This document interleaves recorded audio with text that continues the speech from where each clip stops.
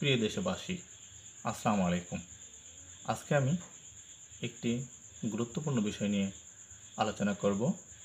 এই আলোচনায় একজন বিশেষ অতিথি রয়েছে। আমরা তার সাথে আলোচনা করব তিনি কি বলেন।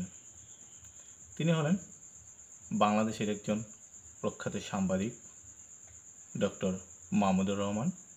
তিনি লেখক, গবেষক এবং একজন দেশপ্রেমিক মানুষ। আজকে তার মুখ থেকেই কিছু গুরুত্বপূর্ণ কথা শুনব। আমি সরাসরি চলে যাচ্ছি তার কাছে।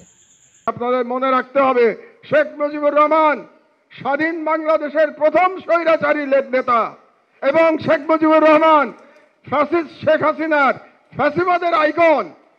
একটা ফ্যাসিবাদ উত্তর বাংলাদেশে কোন ফ্যাসিবাদের আইকনের নামে কোন স্থাপনা থাকতে পারবে না। পরিষ্কার কথা আমাদের। শেখ মুজিবুর রহমানকে আমরা ফ্যাসিবাদের আইকন হিসাবেই দেখি এবং এর জন্য যদি কেউ দায়ী থাকে সে শেখ হাসিনা নিজে দায়ী। কারণ 16 বছর ধরে সে শেখ মুজিবকে সর্বত্র ফ্যাসিবাদের আইকন হিসাবে প্রতিষ্ঠিত করেছে।